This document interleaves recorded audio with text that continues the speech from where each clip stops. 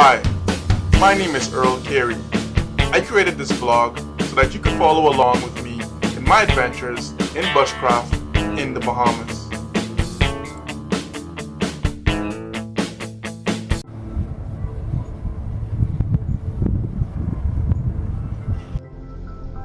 The acacia tree in the Bahamas has the scientific name Acacia macrocantha.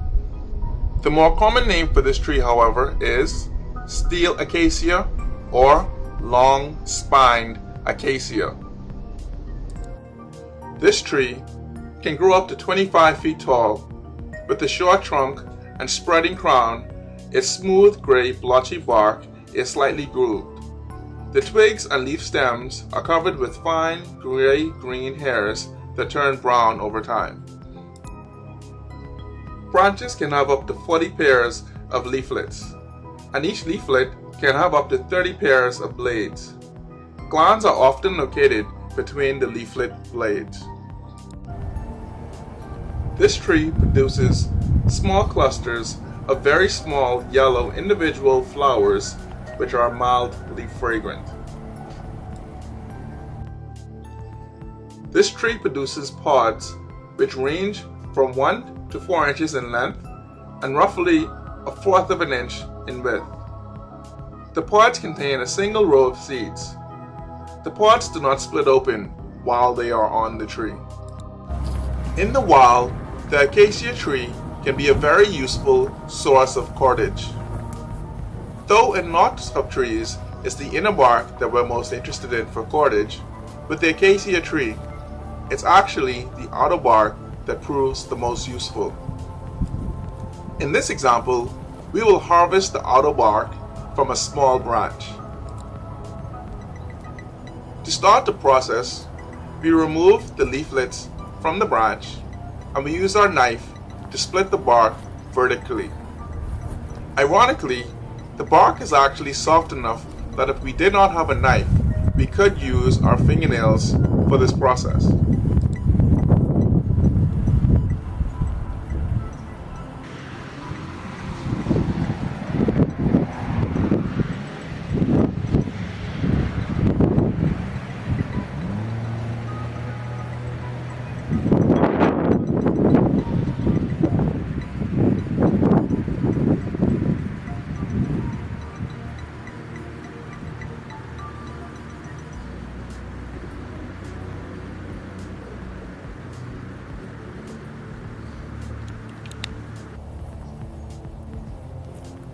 Now that the bark has been split vertically, we can use our fingernails to extract strips of bark.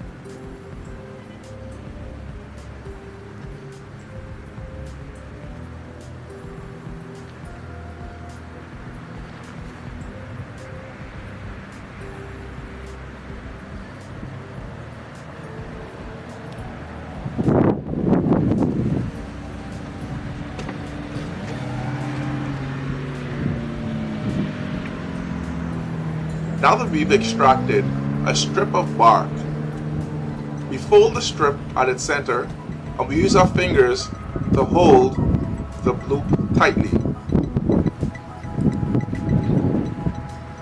Holding the bark in front of us, we twist the upper strip away from us and then we wrap that underneath the lower strip. The lower strip is now our top strip. We twist the top strip away from us and wrap that underneath the lower strip. We repeat this process.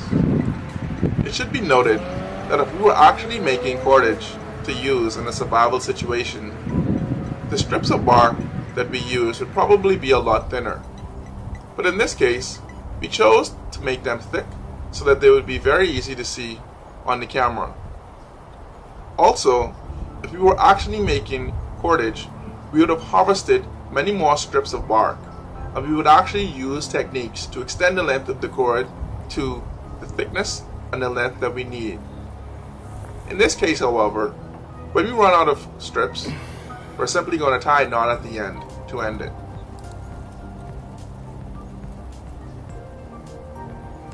That's why it's called steel acacia. We can now see that as easy as that, we've created a small strip of cordage, which is very strong.